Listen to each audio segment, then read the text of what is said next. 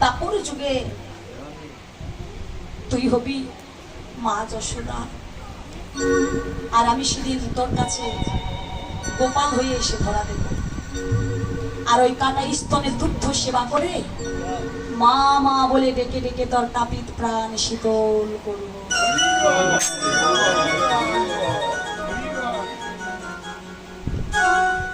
শোন ভাই, এই যে আমি ধরার কাছে পড়েছি ধরা,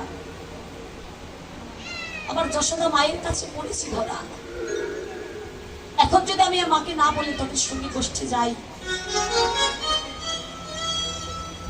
তাহলে দেখবো ফিরে এসে আমার মা হারিয়েছে। বল ভাই,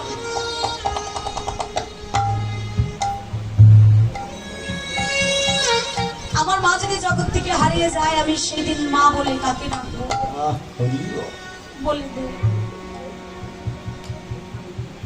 সিদা, আমার মা আমায় কেমন ভালোবাসে, ওই ভালোবাসাটা আমি একদিন পরীক্ষা করতে গিয়েছিলাম। মাতৃ ভালোবাসা আমি পরীক্ষা করতে গিয়ে দেখলাম মায়ের সমস্ত নবনী চুরি করে খেয়ে আমি ঘরে লুকিয়েছিলাম। আমার মা আমাও কোথাও দেখতে না পেয়ে গোপাল গোপাল বলে ডাকতে ডাকতে তার প্রাণটা বিসর্জন দিতে যাইতেছিল ওই যমুনার জলে।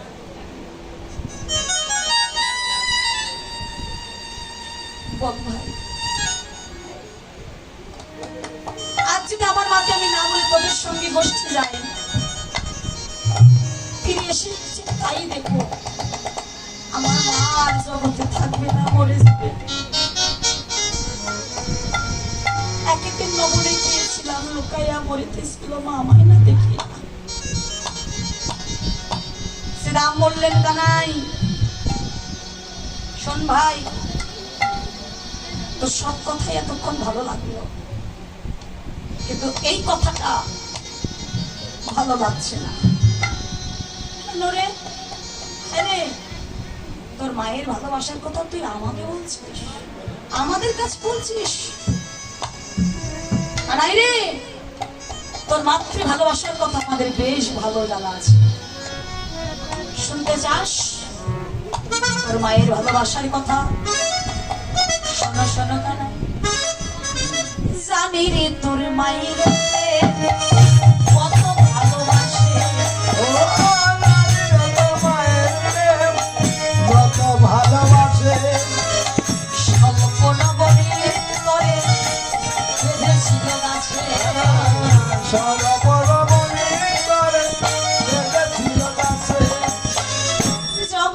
অর্জুন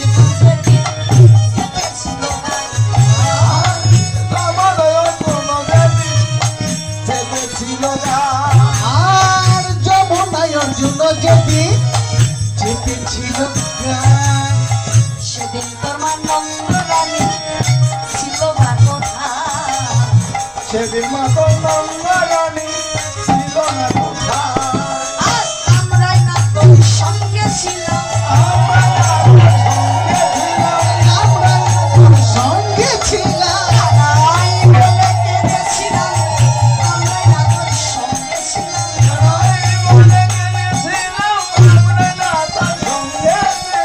সেদিন তোর মা নন্দরানী ছিল কোথায়?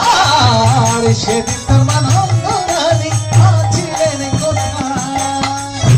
সেদিন তোর মা নন্দরানী ছিল বা কোথায় বল? আমরাই না তার সঙ্গে ছিলাম, কানাই কানাই কানাই বলে ডেকেছিলাম, কেঁদেছিলাম। কানোতে শ্রী